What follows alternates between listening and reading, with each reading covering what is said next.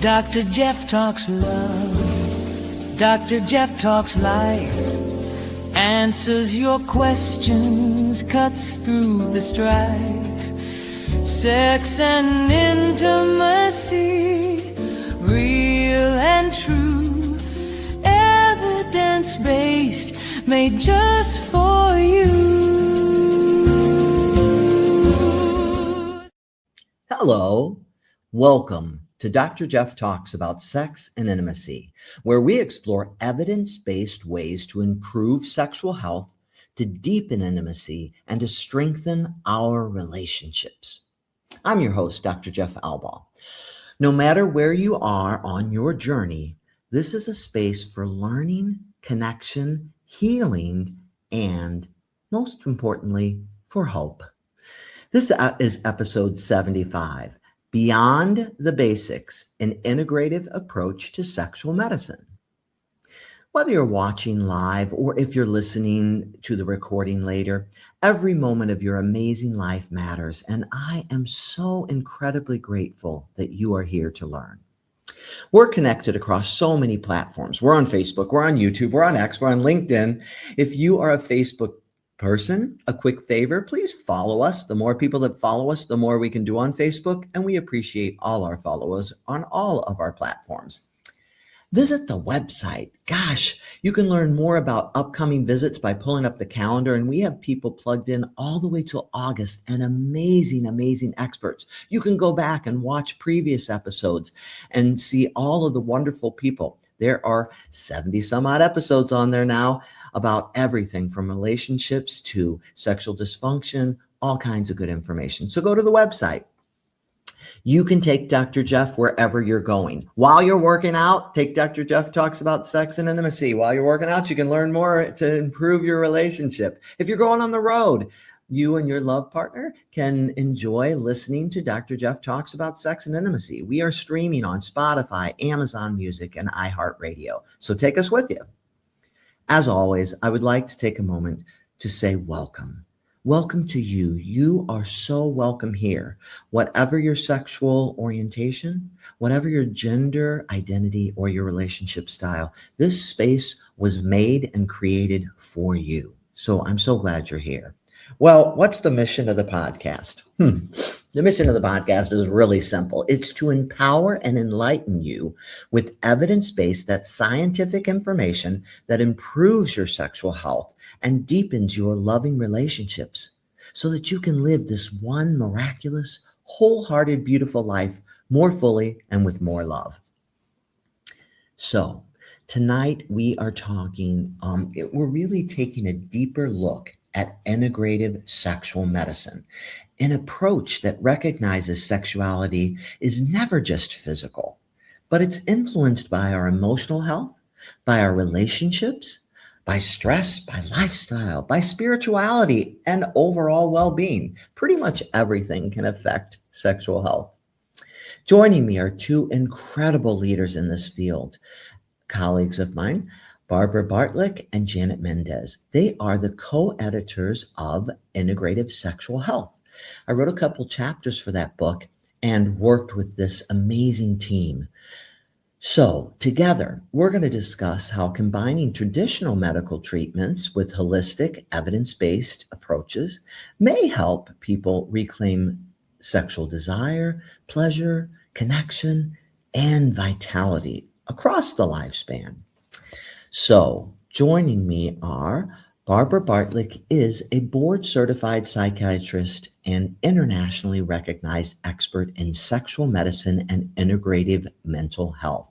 She has dedicated her career to helping individuals and couples address concerns related to sexuality, intimacy, mood, and relationships through a compassionate, whole-person approach. What a great way to approach things. She is co-editor of Integrative Sexual Health, which I mentioned earlier, and she is widely respected for advancing more personalized, that means personalized care, and more comprehensive models of sexual health care. My other guest is equally amazing, and that is Janet Mendez. She is a PhD prepared scientist, and she specializes in psychology and neuroscience with a focus on emotions. She is an author, she is an educator, and she's an advocate for integrative approaches to sexual wellness. She's also that co-editor of Integrative Sexual Health, which is an excellent book. And they're going to tell you about a book designed just for you that they have coming out. Dr. Mendez is passionate about expanding conversations around sexuality to include holistic, inclusive, and patient-centered care that honors the complexity of human intimacy. Gosh, I can't think of two better people to talk about integrative sexual medicine. So I am so happy to have you both here. Welcome to the podcast. And thank you very much, Jeff. We're delighted to be here. Gosh, I so appreciate you taking time out of your busy schedule. I know you're busy with this new book, but you have so much great stuff to share. I can't wait to hear what you have to say. Without further ado, I'm going to hand it over to you. It's all yours.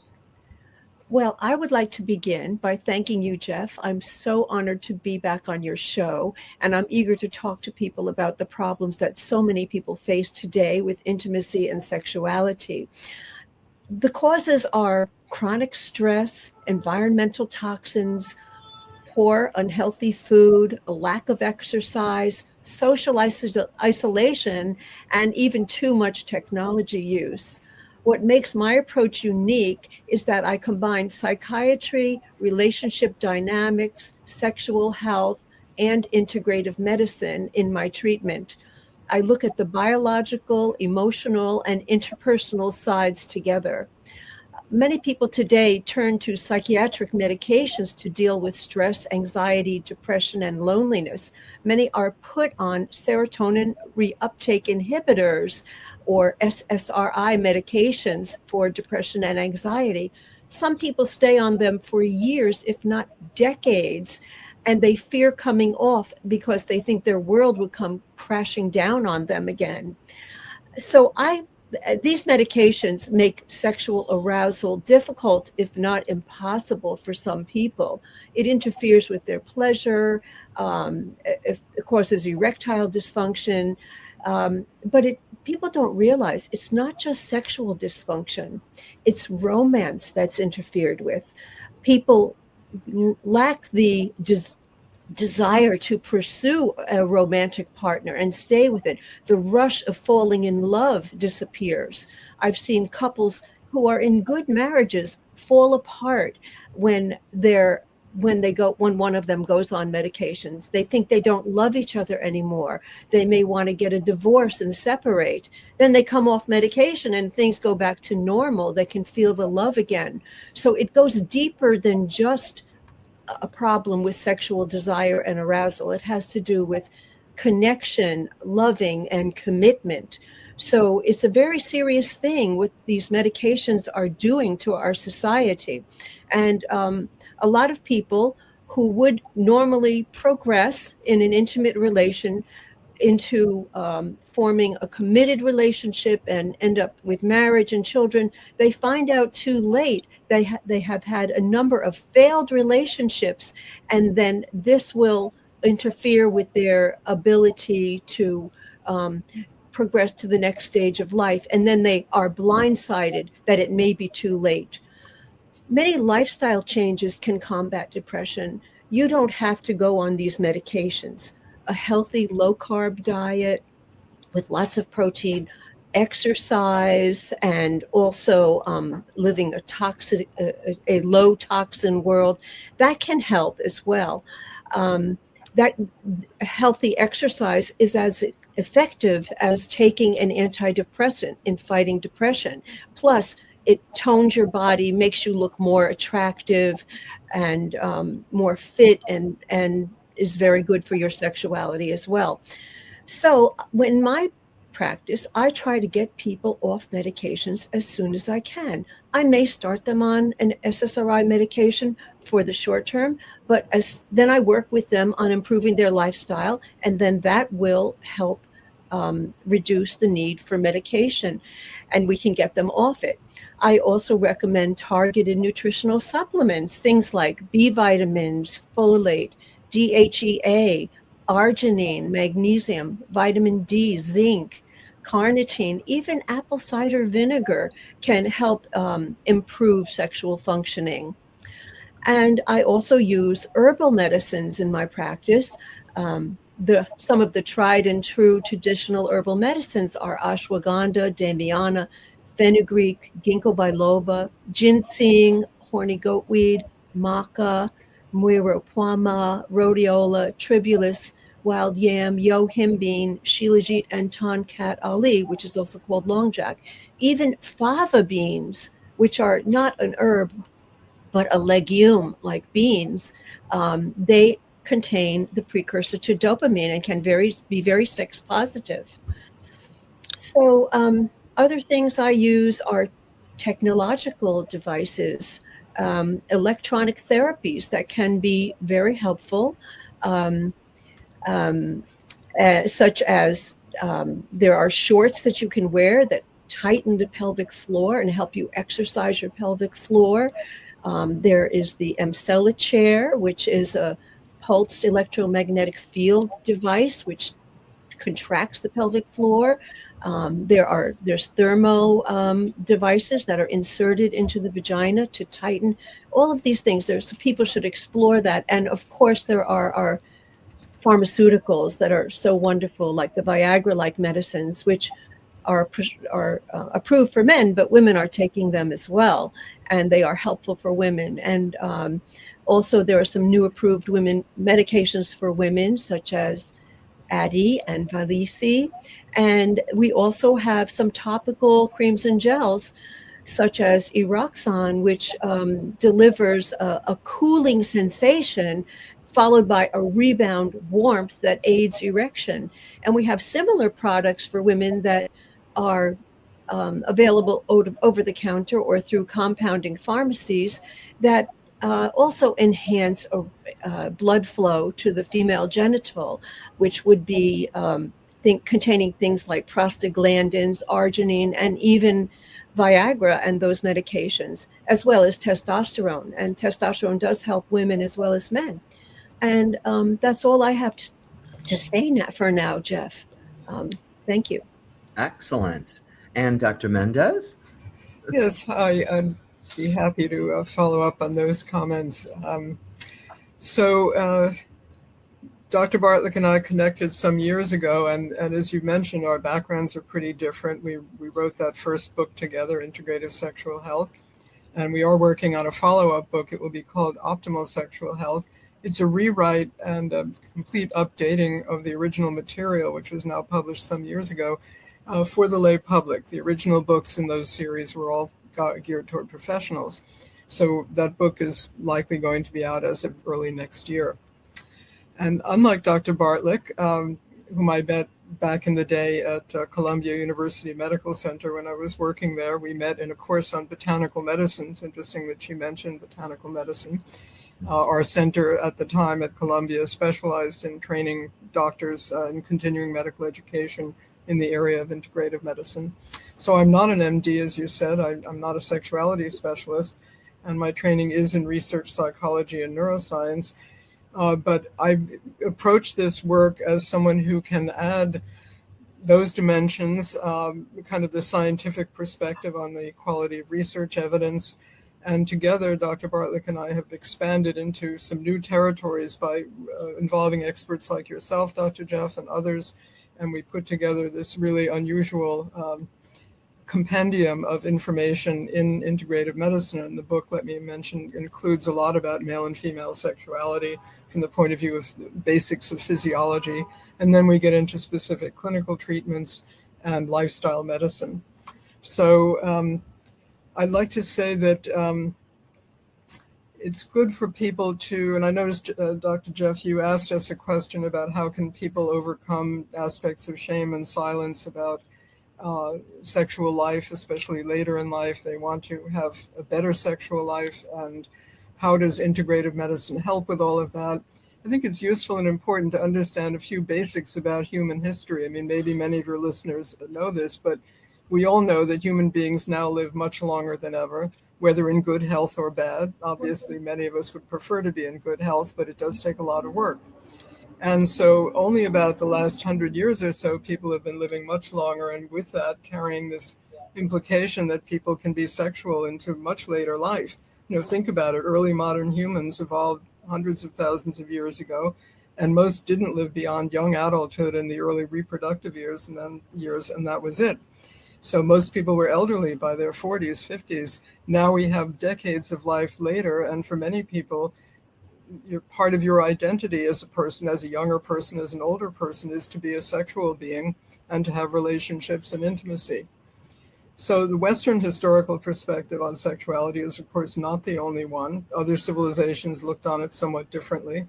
Many people think of the Kama Sutra in Ayurveda or in traditional Indian culture about the benefits of an erotic sexuality. But the Ayurvedic medical tradition as well sees the body and all the harmony in the body that you create through good lifestyle practices, basically, as moving toward honoring your sexual being and the viability of your reproductive capacity. It really does talk about layers of tissues and biological processes that were understood centuries ago in Ayurveda as contributing to this culmination of the human being in sexuality, that expression of life, and in your fertility and ability to create children. And then traditional Chinese medicine also talked a lot about harmony between yin and yang. I'm sure those are terms your listeners are familiar with. But today we could say those are a little bit similar to what we think of in the West as the parasympathetic and sympathetic nervous systems, the rest and digest branch and the fight and flight branch that balance our physiology. And a lot of Chinese medicine is built up around how to achieve that balance through, for example, traditional Chinese herbal medicine or acupuncture. And our book, by the way, talks about those types of therapies as useful for a variety of sexual dysfunction. For example, for erectile dysfunction in men, there's less research on Chinese medicine, that is to say, controlled Western research on Chinese medicine for women's sexual problems. So in the 21st century, we've got all these health challenges. Dr. Bartlik mentioned some of them: lifestyle issues, exposure to toxins. By the way, for the doubters out there, there is more and more evidence that the ubiquitous toxins in our world, chemicals of all kinds, some of them beneficial, nonetheless, they have really increased the burden of chemicals in our lives, in our health. I'll add to that microplastics. That's been in the news a lot. They're now found in these micro and nanoplastics are found in all human tissues now, and of course in the natural world. And all of these together are combining to change our physiology, change our risks for certain kinds of illnesses and things that might impact our sexuality. So we all know that a lot of older people may suffer from chronic illnesses or are more likely to experience serious illness such as cancer and cardiovascular disease. So all of these do impact sexuality. We can talk a bit more how they might later if you wish. But also some of these later life ills increasingly are seen in younger people, unfortunately. And some of this may be due to the environmental aspects, also suboptimal lifestyles. We now know that being sedentary is terrible for your health, your general health, your sexual health. These can impact people at any age, poor diet, and so on, psychological stressors, excessive screen time, which we all unfortunately have to fight against, and consumption of, for some people, excessive consumption of damaging social media, internet pornography, and so forth. All of these can influence people's sexual lives. And science has been documenting lately that male fertility is reduced compared to generations ago. This is not speculative. There's hard evidence for this. And younger people on average are a bit less healthy on average again, compared to some past generations. It's considered this is mostly due to obesity, metabolic ills, mental health ills. A lot of people are anxious, depressed because of the difficulties of our modern world. So I would say there's both at any age, at any stage of life, need for greater awareness of these many and varied factors that can affect health and sexual function. And with awareness comes the opportunity to change patterns and influences. So let me just give one quick example where science is trying to make sense of the impact of a new medical therapy that's very helpful to people. I think this is something that's also, we know it's a lot in the news about the new GLP-1 drugs that are helping a lot of people to lose serious weight. And that, of course, helps their general health a great deal.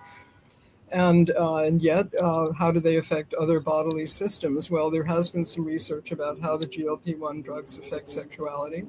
And it's mixed, and the research isn't 100% clear yet.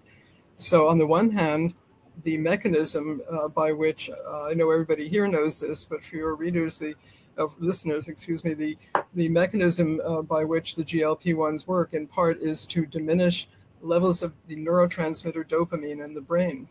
And dopamine is behind a lot of our drives toward pleasure, even addictions. And it really does calm the chatter about eating and food cravings and so on, and diminishes appetite.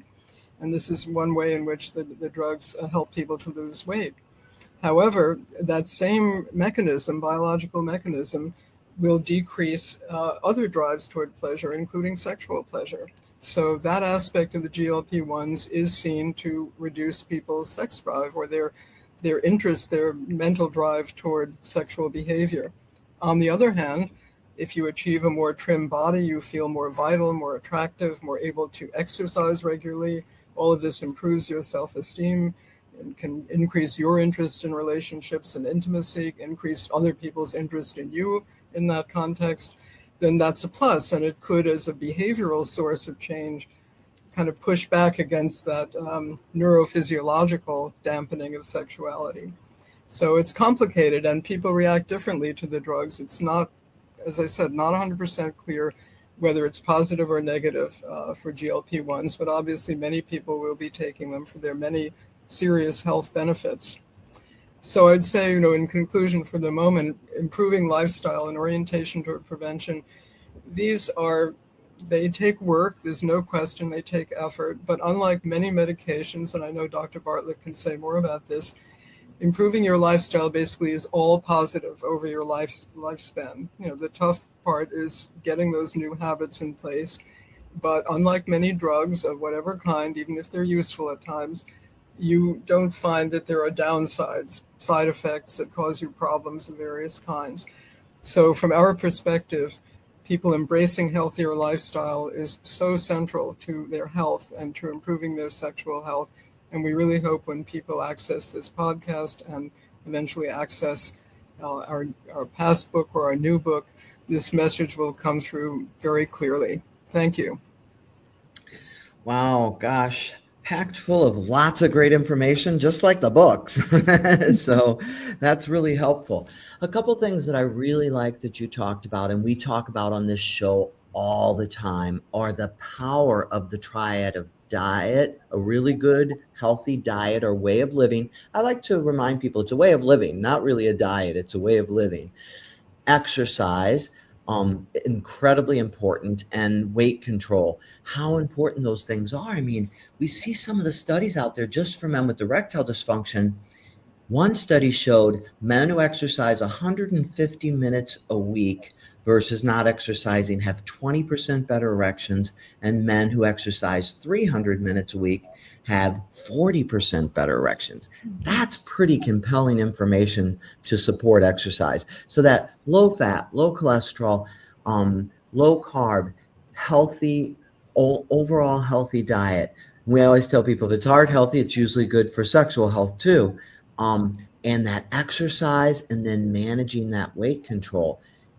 Mark Moyad, who is a good friend of mine and has an endowed chair at the University of Michigan to look at complementary and integrative medicines, says there's nothing like diet, exercise, and weight control to help some of these issues. What do you guys think about all that? I think that the waistline is a good indicator of sexual health. Okay, if you have a small waistline, sexual health is better. Big one, it's not so good. So it is the most important thing, is keeping trim for sexual health. Yes. And so that's why sometimes if you come into the office and we're measuring your waist circumference, because that weight you carry around the midsection is a huge deal for our patients in terms of hormone balance, but also in terms of blood flow and sexual health, right? That's right. Yeah. There's So, all that unhealthy adipose layer in your abdomen is very unhealthy, creates a lot of inflammation, and then that affects even your brain and all over your whole body. So it's a very bad thing. I'd like to say that in our book, we worked on I think it was a pretty useful scheme to classify types of exercise. Thanks for showing it there. And again, that's a book for professionals, but of course, anyone can access it. Some exercise builds testosterone, like moving heavy, large muscle groups, like the large muscles of the thighs, for example. People are always talking about squats and so forth. Those kinds of muscle, the large muscle groups, doing a lot of that type of exercise raises testosterone. But for example, aerobic exercise, when people want to get out there and run marathons or run or do that type of exercise, that can be a little bit anti-T, actually. And also in the book, we discuss how people, that more is not necessarily better. I think a lot of Americans tend to think if something is good, go for even more of it. Often biologically, that's not really true. It's all a matter of balance. And too much exercise, including of the large muscles, but especially, let's say, aerobic, can actually lower T. And then there are smaller kinds of exercises for toning and flexibility of the body, things that help you feel very good in your body because everything is working right and you've managed to avoid injuries and things like that. And exercises like yoga that incorporate a meditative aspect can be very helpful for the more emotional, calming aspects of exercise for people's mood and sexual health. So exercise itself is a big topic, complex, and helps sexuality in different ways. Yeah, and as you say, you have to kind of pull it all apart. And I always tell people too, because we work a lot on cardiovascular exercise because a lot of the patients I see have erectile dysfunction specifically, and that's where those studies come from. But I always tell them, start with a few minutes a day. Do not go crazy with anything. Start low and go slow with whatever you're doing. Just a couple minutes a day, and then keep adding on to it as you're able to tolerate it and it's going better. And even though, and I have had patients even tell me, and the research supports, that their erections are better when they're exercising. Like, today I exercised, my erections were better today. I'm like, well, that's good. That's kind of immediate feedback. But overall, it's really looking at what's the exercise program that's best for you in particular, and making sure you kind of ease your way into it and do what is really going to help you and work for you. And then, we all know that some of the weight resistance training and the weight things are good for bone health and things like that as well. So you got to look at the whole picture. But I do think that we talk a lot about diet, exercise, and weight control on this podcast because I think it's really, really important. And then too, I like that you talked about the GLP-1s and kind of broke that down because everybody's taking them now. And I think that's a hot topic and a really good one to talk about. And just like everything, how there can be positive and there can be negative effects. And there's reasons for that when you pull it all apart. And that's what I really like about the work you do, Dr. Menendez, because you kind of pull apart, well, why would being on an SSRI sometimes decrease sexual health, but it can also increase it, for example? Well, because when your mood's better and you're not anxious, maybe you'll be more sexual, but some of the side effects, it's pulling it all apart and understanding how it positively or negatively affects you, so that we're not thinking, well, all SSRIs are bad, because they're not. God, we know that they help a lot of people. They have positive and negative effects, and how might it help you in terms of sexual health, and how might it hurt you? And so what are some treatments that'll help as well? I wondered if you guys had, Dr. Bartlik, first, anything in particular that you'd like to you talked about all kinds of different treatments and gave us some good lists. Is there anything in particular you're especially excited about that you'd like to give the listeners just a little bit deeper peek into in particular? Well, I think that testosterone in women is something that is very helpful. And we've known about this for decades. And we still don't have all of the scientific information that would qualify that medication for approval in women. But women are using it a lot these days, so much so that when a woman goes to a gynecologist and asks for hormonal therapy, postmenopausal, some women think you get estrogen, progesterone, and testosterone because so many women are taking it these days. I tend to like the topical cream testosterones. Some people like pellets that are inserted under the skin and released, but those take about a month to go away. So if you get too much, it could be a problem. There have been cases where women's voices have been deepened from testosterone use. So you have to make sure you don't give too much. And so the creams are okay. And you can put them on the clitoris, which would then enlarge the clitoris a little bit, which is helpful for menopausal women because the clitoris tends to shrink. Or you could put the testosterone on another part of your skin that is kind of a thin skin. You could put it like behind your knees or inside your elbows. And it'll affect your whole body, including your brain. And it does something to improve desire as well as arousal and lubrication.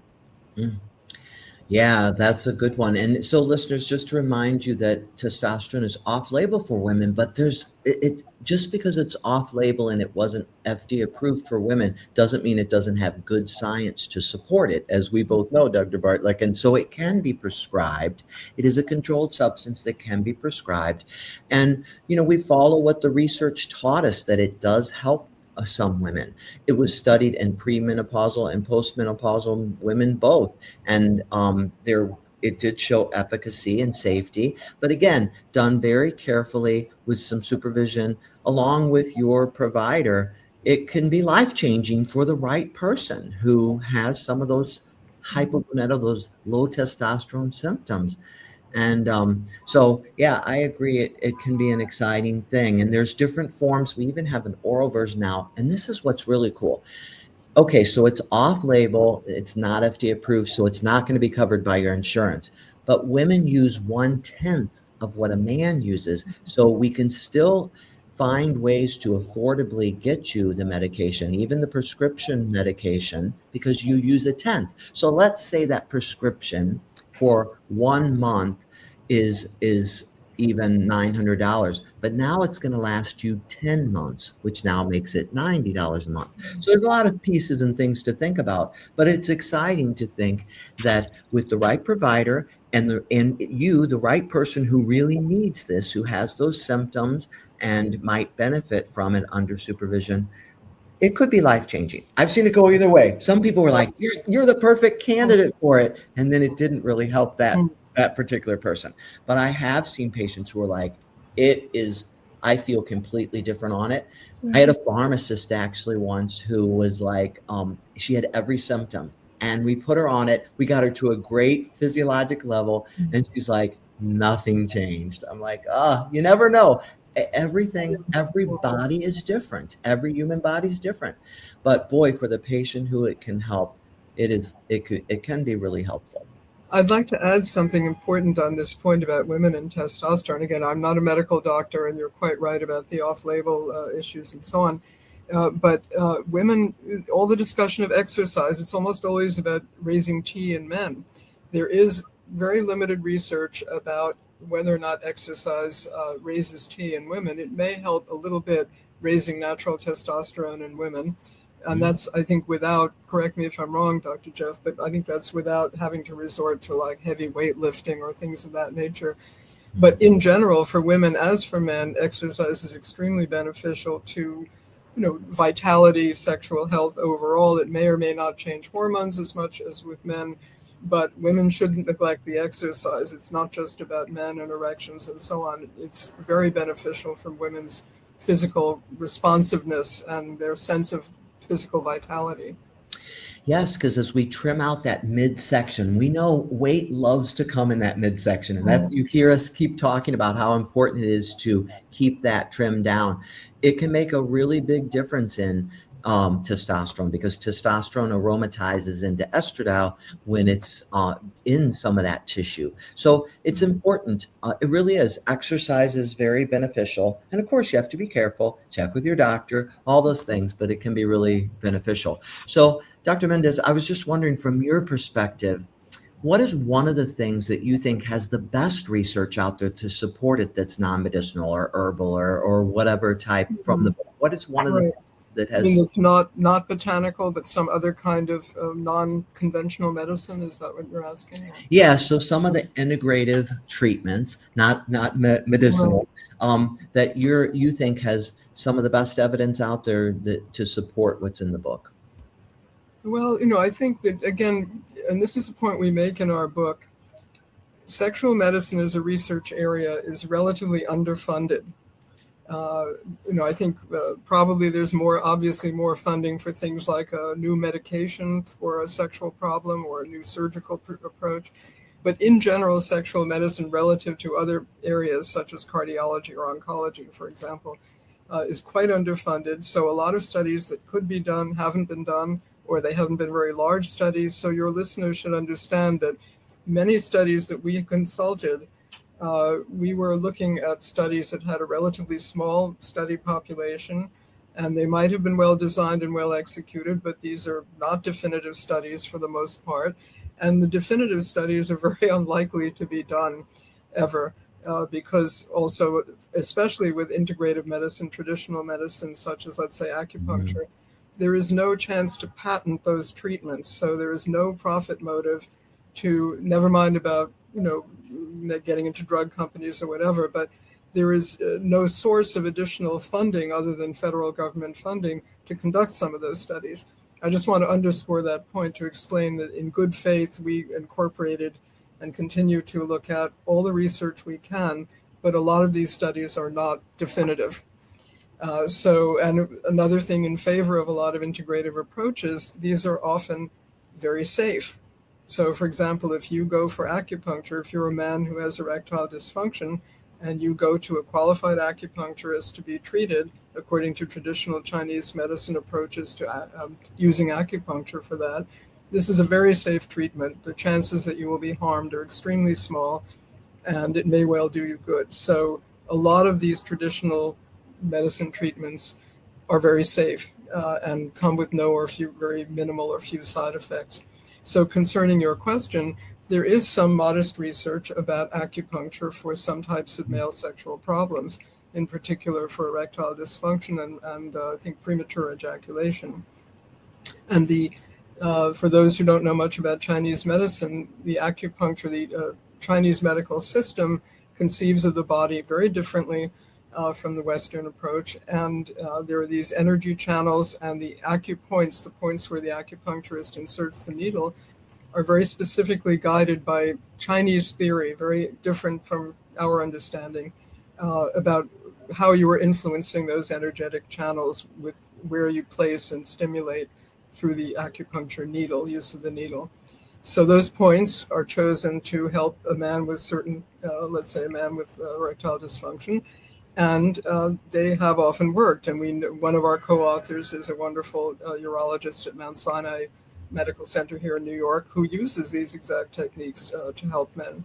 I would say that there is some evidence, again, it's kind of accumulated from smaller studies for aspects of balancing our physiological system using, believe it or not, European water therapy. And today you may have read about people who jump in freezing tubs of ice, to regulate their physiology. Don't try that at home. You need to be extremely fit to tolerate those types of extremes. But regular applications of hot and cold water, such as cold and hot shower gushes, or going in a sauna and detoxifying in a sauna and then jumping into a cold shower or a snowbank if you have one handy nearby. These are very, very good. You may up there in Chicago, also in New York, but only sometimes a year. In any case, these, as with many lifestyle practices, efforts to make our physiology work better in general can be very productive for sexual health. I'd like to give that question a little more thought and turn it over to Dr. Bartlik for now, but I'll think about it further. For men who have low levels of zinc and sexual dysfunction, taking zinc can be very helpful. The same is true with vitamin D. When that is low and you replace vitamin D, that man is likely to get higher testosterone levels and better erectile function. The B vitamins can also be very helpful. So what I like to do is the kitchen sink approach, where you give people a selection of essential vitamins and minerals that are necessary to make neurotransmitters. That could be vitamin D, B vitamins, vitamin C, zinc, and especially magnesium, because that opens the blood vessels. So I give my patients all of those, and that helps them function better sexually. Sometimes when they cannot respond to the Viagra-like medications, they can respond after they receive the micronutrients. So I find that extremely helpful. Wow, that's such a great point. And that we look at those things too. So remember a couple things. What you're hearing from us over and over is super doses of these vitamins and things aren't better. More is not necessarily better. But if you have low levels of zinc, of vitamin D, different things, replacing them to normalize your levels can help you respond better to other sexual treatments and erections and things like that as well.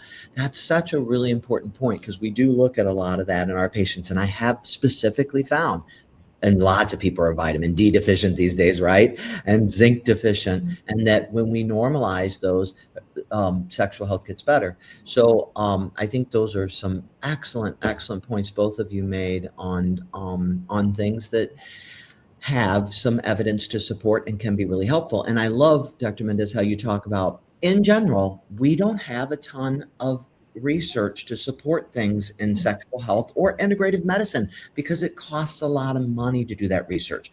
My prostate cancer patients say to me all the time, why don't they have more things for sexual dysfunction? I don't get it. Why can't they do more research? And I say, it's all about money in the end. You can't do research without money.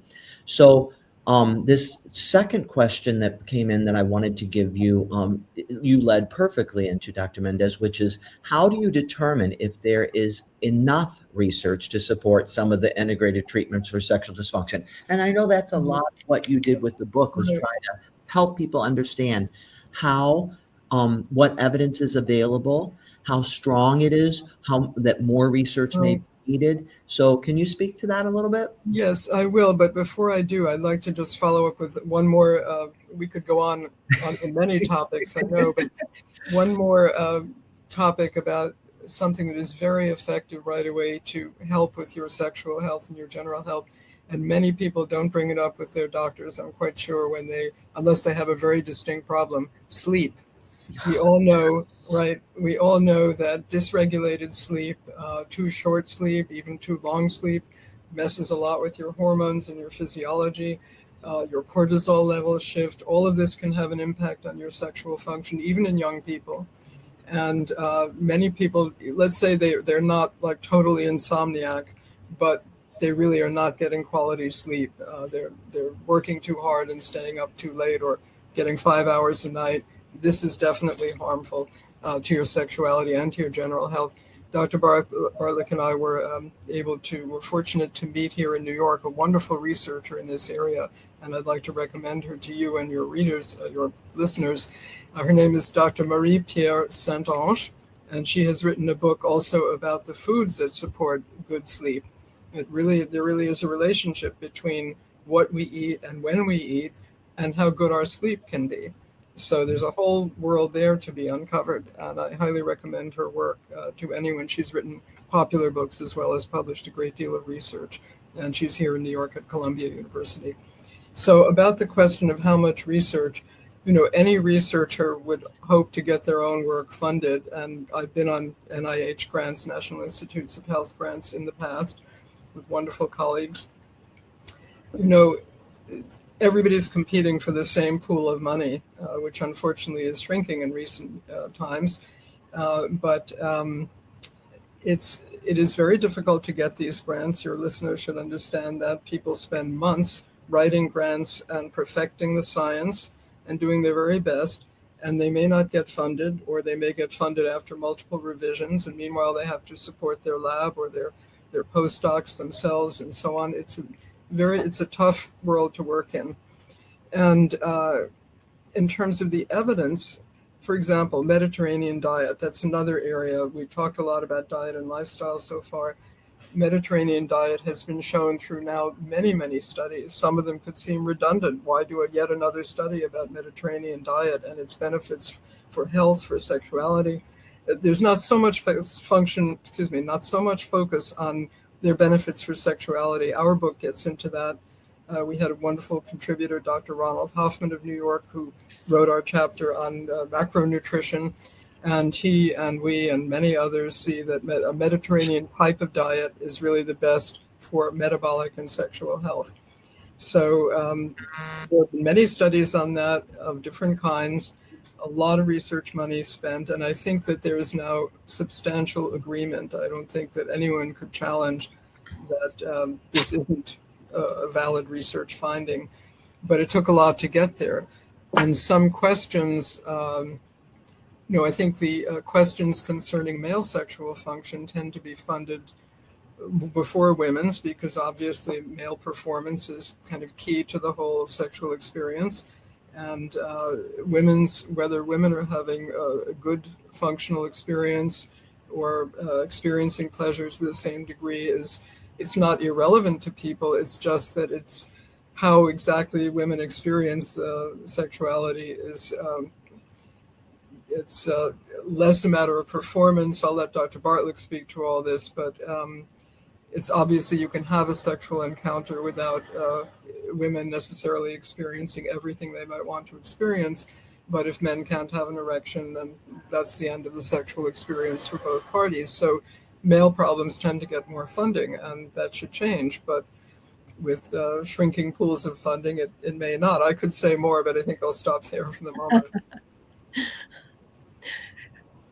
Well, also, the government sometimes is afraid to fund sexuality research because they get criticized for it. Mm-hmm.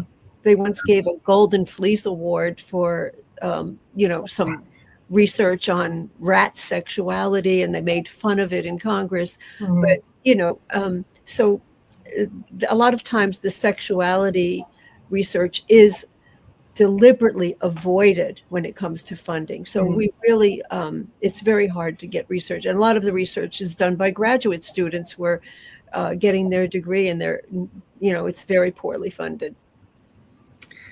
Yeah, it's interesting. So we do the best we can with what we have, and we look to the evidence that we have to support things. And like you said, the thing that's nice is often we see the safety profiles are really good. So they may not be able to do the double-blind studies to completely support the efficacy, but they are showing that it's safe, and then that it is helping some people, but not always able to do that really solid placebo, double-blind, really expensive research.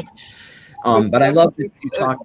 Go ahead. I'd like to quickly follow up on this point. One thing we discovered in putting this book together over years now, the first book and now the second, so much of what really can and should be done to help for sexuality is related to lifestyle and to health treatments, medical treatments pertaining to other areas of medicine, such as reducing obesity, such as improving metabolic health, or improving sleep, or improving diet. I mean, we have a lot of science about a lot of those. So I think one of the virtues and strengths of our book is that we converged a lot of evidence about health and other areas, health in other areas, other illnesses, other conditions that impact sexuality, for which there is good evidence, and then tell people, well, evidence shows that if you regulate your sleep better, your cortisol profile will be more normal, and that won't then help accelerate inflammation, and which can lead to sexual problems, among others. So we just put a great deal of diverse information into this effort in order to leverage the science that we do know about other areas of health. I think that's helpful, even if we won't have all those lovely clinical trials for many other things. I think a couple of things I was thinking. Number one, we did do a podcast on acupuncture. So listeners, you can look back and see a podcast that was done by an acupuncturist who has specialty in sexual health. And so we did do that because I know you talked about that, and there is more information on a previous podcast. Sleep, I think, is a huge thing because while we sleep, testosterone does build up in men and women during our sleep, during good quality sleep. So if you don't get good quality sleep, sometimes you have low T because of that. But also, men get erections while they sleep. Your penis literally works out while you sleep to keep itself in shape. So many amazing things happen with good quality sleep. That's a great idea for an upcoming episode, is to do something one on sleep and sex and how important sleep is. Maybe you can get Dr. Sarange. Yeah. And, if you don't sleep well, you don't have energy for exercise. And if you don't exercise, you can't raise your T. That way you can't lose more weight. There are so many cascading effects when you don't manage your lifestyle well. It's also interrelated, body health and general health, and the health issues, high blood pressure, metabolic syndrome, and how they affect sexual health and everything. So it is all interrelated, and so that's why you hear us talking about some all kinds of different things. But gosh, it's been a lot for our listeners to take in. So I'm going to do a closing centering exercise, and I will come back to you for your final thoughts. If you'd like to just share one or two sentences of your final thoughts for listeners to that you'd like to leave them with. I'm going to go to our closing centering exercise, as we always do at this point. So as we get towards the close of this episode, I invite you to take a moment to, just for yourself, if it feels comfortable, place one hand over your heart, allow your shoulders to relax or soften, gently unclench your jaw, relax. Relax any muscles that are tense. Get into a comfortable position. You can have your feet flat on the floor, but whatever is comfortable for you. If you'd rather rest your arms at your side, do so. Take a slow, deep breath in for 4 counts. And a slow, deep breath out.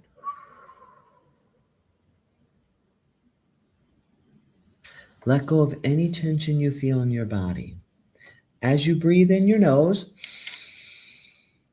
and slowly release out your mouth, search your body for a moment. Don't judge anything. Just see. Is there pressure or is there tension anywhere? And as you're breathing, as you breathe in, feel the breath come in deep from down in your diaphragm. Feel the breath come in and clear anything that's there that's unwanted. So the inhale clears and the opens everything, the inhale, and the exhale clears. So the inhale opens, allows space, open, and the exhale clears. Keep breathing. Inhale, open. Allow everything to open. And as you exhale, clear anything that doesn't serve you, any tension, any pressure. Keep breathing. As you breathe, gently remind yourself, I am not defined by any illness. I am not defined by any illness. I am so much more than any sexual problem. I am worthy of love and belonging. I am enough.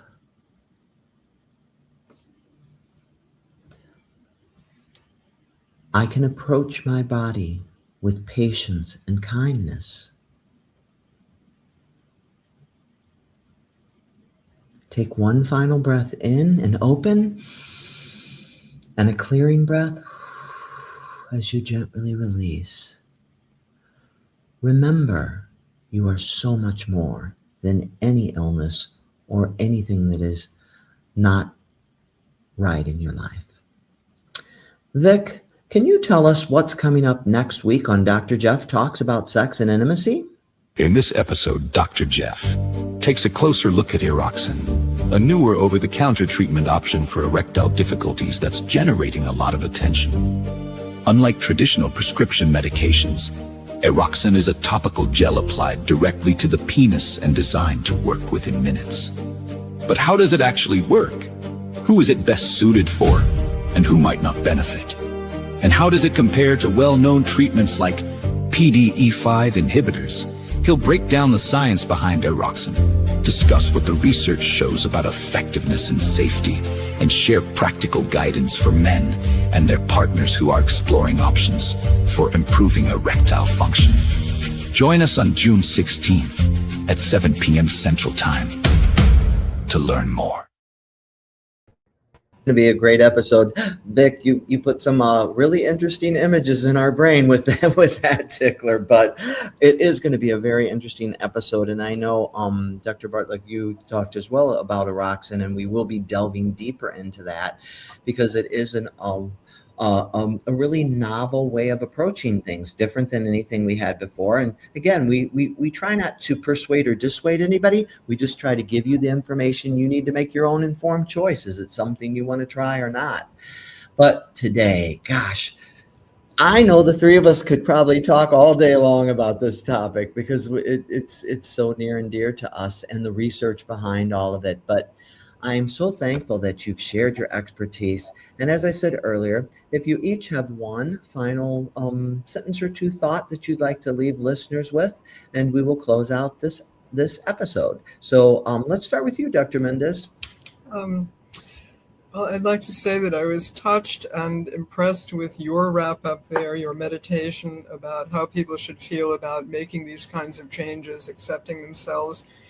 I think that is so true. I would urge people to seek information and work with very well-qualified practitioners whom they respect and whom they feel respect them, treat them well, and to not panic about, let's say you think you have a problem or you want to make changes.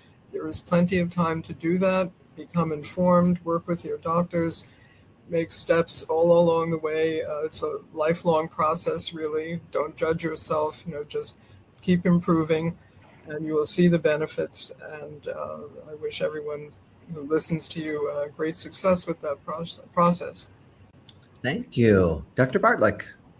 Well, something that is near and dear to my heart is the belief that sexual function, in particular orgasm, is actually good for your mental health and can actually be a natural antidepressant, because with orgasm you have the release of all of these healthy neurochemicals, oxytocin, endorphin, dopamine, norepinephrine, and so on. And this is really good for your brain. It's like a mini electroconvulsive therapy treatment. And it's very good for your brain. And I've had patients tell me over the years that if they have an orgasm every 3 days or so, if they let it slip and they actually feel themselves sliding back into depression. And so I do encourage people to maintain their sexual functioning, even if they don't feel like it. Make an effort because it's good for you. And let's face it, it's part of the human journey, right? Human sexuality is just part of being human. So don't forget, listeners, that whatever your space or place is, if you can't orgasm, that still doesn't mean that you can't have a wholehearted, beautiful life. If you can, that's great too. But don't deny yourself whatever it is that you are able to still enjoy in your one fabulous, beautiful life. Gosh, thank you so much to both of you. I hope you'll come back when the new book comes out and give us some little insights and peeks into some things that you think are especially helpful in there. And thank you, most of all, listeners. You are enough, and you are worthy of love and belonging. And I hope you have more of that in your life. Thank you. Thank you so much, Dr. Jeff. Who's Dr.